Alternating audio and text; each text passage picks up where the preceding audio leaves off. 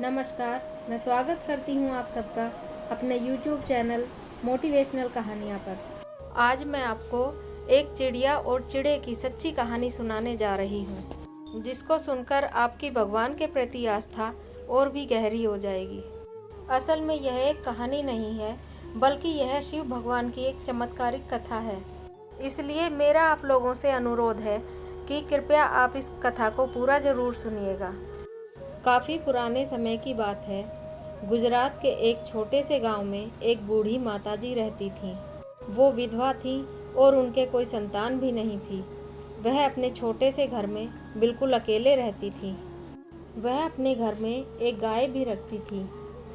उनके घर के पास ही में एक शिव मंदिर भी था। माताजी शिवजी भगवान की बहुत बड़ी भक्त थीं। वो रोजाना मंदिर जाती थीं और गाय के दूध से शिवलिंग को स्नान करा के आती थी और वापस आकर अपने घर की छत पर पंछियों के लिए जलहरी भरती और उनके लिए दाना भी डालती थी। अपनी गौ माता की देखभाल करने में ही माताजी का पूरा समय अच्छे से व्यतीत हो जाता था। खूब सारे पंछी माताजी की छत पर दाना खाने आते थे। एक चिड़िया और चिड़े का जोड़ा माताजी के घर के सामने एक पेड़ पर ही रहता था। वे दोनों रोज माताजी की छत पर दाना बीनने आते, खुद भी खाते और चोंच में भरकर अपने बच्चों के लिए भी लेकर जाते थे।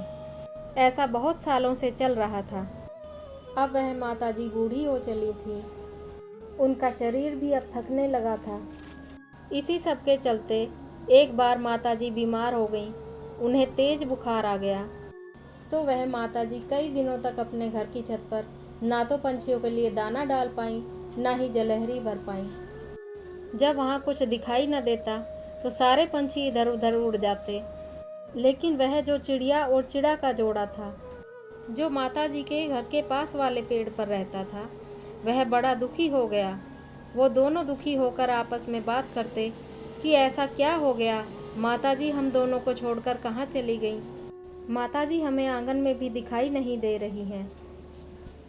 ऐसे ही बात करते करते उन्होंने कहा, चलो हम घर में अंदर चलकर देखते हैं। दोनों चिड़िया और चिड़े उड़ते उड़ते घर में अंदर घुसे तो उन्होंने वहां देखा कि माताजी एक चारपाई पर बेहोशी की हालत में लेटी हुई हैं। माताजी की यह हालत देखकर चिड़िया और चिड़ा दोनों बड़े परेशान हो गए। बेचारे जोर जोर से अपने पंख फड़फड़ाते, कभी अपनी चोंच माताजी के पैरों में चुभाते, जिससे कि माताजी की नींद खुल जाए।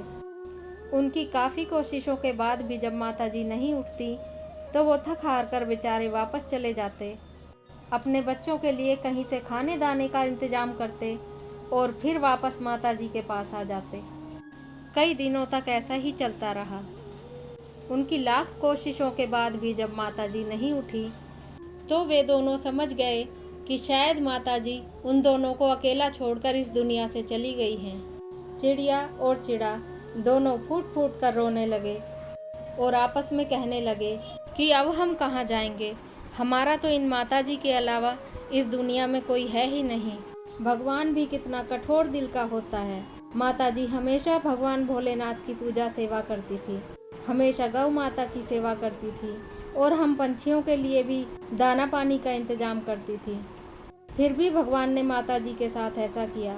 आज उनके शरीर में चींटियाँ चल रही हैं, छोटे मोटे कीड़े मकोड़ों ने उनके शरीर को अपना घर बना लिया है। अगर हम इंसान होते तो माताजी का दाह संस्कार कर देते। भगवान ऐसे अच्छे लोगों के साथ ही इतना बुरा क्यों करते हैं। चलो हम भगवान के मंदिर में चलते हैं और एक बार पूछेंगे भगवान से कि उन्होंने माताजी के साथ ऐसा क्यों किया, हमसे हमारा सहारा छीन लिया। उनको ऐसा करने में तनिक भी दया नहीं आई। चिड़िया और चिड़ा दोनों रोते रोते भगवान भोलेनाथ के मंदिर में जा पहुँचे। सुबह शाम जब मंदिर में भीड़ होती तो चिड़ा और चिड़ी अपने बच्चों के लिए भोजन की व्यवस्था करने चले जाते और जब दोपहर में मंदिर खाली होता तो दोनों आकर मंदिर में भोलेनाथ के सामने विलाप करते कि हे भोलेनाथ, हमारी माताजी को जीवन दान दे दो और उन्हें पहले की तरह हष्ट पुष्ट और तंदुरुस्त बना दो। चिड़ा और चिड़ी दोनों ने प्रण ले लिया था कि यदि भोलेनाथ भगवान उनकी माताजी को पुनः जीवित नहीं करेंगे तो वे दोनों ऐसे ही भूखे प्यासे रहकर इसी मंदिर में अपने प्राण त्याग देंगे। चिड़ा और चिड़ी दोनों की किसी और के लिए की गई प्रार्थना और उनके समर्पण की भावना को देखकर भगवान भोलेनाथ प्रसन्न हो गए और उनके सामने प्रकट होकर बोले, हे मेरे प्यारे असहाय पंछियों, तुमने लगातार 7 दिनों तक भूखे प्यासे रहकर निस्वार्थ भाव से मेरी तपस्या की है। मैं तुमसे बहुत प्रसन्न हूँ। तुम अपनी मनोकामना मुझे बताओ, मैं अवश्य पूरी करूँगा। इतना सुनकर चिड़िया और चिड़े की खुशी का ठिकाना ना रहा। उन्होंने भगवान भोलेनाथ से प्रार्थना की कि हे जगत के पालनहारे, आपसे क्या छुपा है। हम अपने बचपन से लेकर आज तक जिन माताजी के घर पर जलपान करते आए हैं, जिनके हाथों का भोजन खाकर हम बड़े हुए हैं, आज वो अपने घर पर मृत अवस्था में बेहाल पड़ी हुई हैं। हे भोलेनाथ, हमारी माताजी को पुनः जीवित कर दीजिए। इसके अलावा हमें और कुछ नहीं चाहिए। भगवान भोलेनाथ बोले, मेरे प्यारे पंछियों, मैं तुम्हारे मन की पीड़ा को समझता हूँ, मगर मैं तुम्हारी माताजी को पुनः जीवित नहीं कर सकता, क्योंकि यह प्रकृति के नियम के खिलाफ है। इस दुर्गम संसार में कुछ भी स्थायी नहीं है। इंसान और जानवर, पशु और पक्षी, सभी का शरीर नश्वर है। अर्थात जो भी प्राणी इस संसार में जन्म लेता है, उसकी मृत्यु भी निश्चित है। तुम्हारी माताजी की आयु इतनी ही थी, इसलिए मैं उन्हें पुनः जीवित नहीं कर सकता।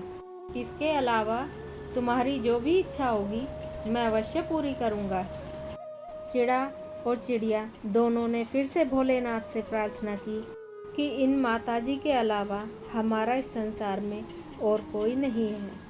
या तो आप उनको पुनः जीवित कर दीजिए, वरना हम दोनों ऐसे ही भूखे प्यासे रहकर अपने प्राण त्याग देंगे। उन दोनों की कठिन तपस्या के कारण भगवान भोलेनाथ उनको वरदान देने के लिए मजबूर हो गए और तथास्तु कहकर अंतर्ध्यान हो गए। चिड़ा और चिड़िया भगवान को धन्यवाद करके माताजी के पास पहुंच गए। वहां जाकर उन्होंने देखा कि उनकी माताजी का शरीर अब पूरे तरीके से ठीक हो चुका था। अब उनकी सांसें भी चल रही थी। दोनों पंछी खुशी के मारे चहचहाने लगे, अपने पंख फड़फड़ाने लगे।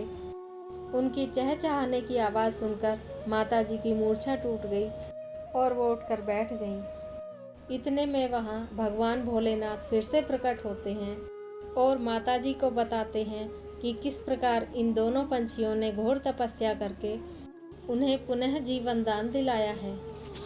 भगवान भोलेनाथ उन माताजी को आशीर्वाद देकर अंतर्ध्यान हो जाते हैं।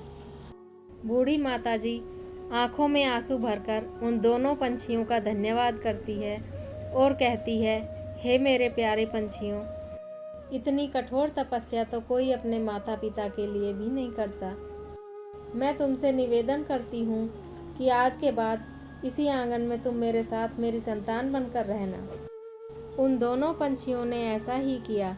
उन्होंने माताजी के आंगन में अपना घोंसला बना लिया और अपने बच्चों को लेकर वहीं पर रहने लगे। भगवान भोलेनाथ ने नया जीवन देने के साथ माताजी को एक शक्ति भी प्रदान की थी, जिसके द्वारा वह माताजी आसपास के लोगों की परेशानियों के हल निकालने लगी, उनकी समस्याओं के समाधान बताने लगी और धीरे धीरे यह चर्चा आस पड़ोस के गांव में, शहर में, नगर में सब जगह फैलने लगी। दूर दूर से दुखी और परेशान लोग माताजी के पास अपनी समस्याएं लेकर आने लगे और माताजी उन सब का समाधान बताने लगी। काफ़ी सालों तक ऐसा ही चलता रहा और जब माताजी का अंतिम समय आया तो उन्होंने अपने घर में समाधि ले ली। सब लोगों ने चंदा इकट्ठा करके माताजी के घर पर एक मंदिर बनवा दिया। गुजरात के उस छोटे से गांव में माताजी का वह मंदिर आज भी विद्यमान है। कहते हैं माताजी के उस मंदिर में एक चिड़ियों का जोड़ा आज भी देखने को मिलता है। उम्मीद करती हूँ 2 पंछियों की यह कथा आपको अच्छी लगी होगी। ऐसी ही श्रद्धा और विश्वास से भरी हुई कहानी सुनने के लिए कृपया मेरे चैनल को सब्सक्राइब कर लीजिए। खुश रहिए, हंसते रहिए, मुस्कुराते रहिए। मिलती हूँ अपनी अगली वीडियो में। तब तक के लिए नमस्कार।